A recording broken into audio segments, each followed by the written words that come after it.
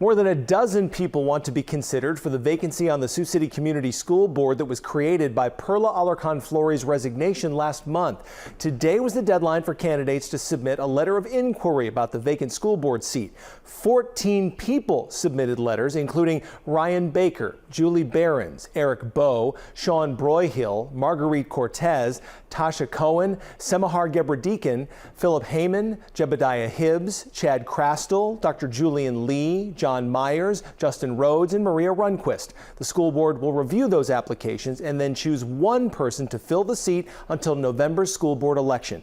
In that election, voters will choose a candidate to fill the last 2 years of Alarcon-Fleury's term.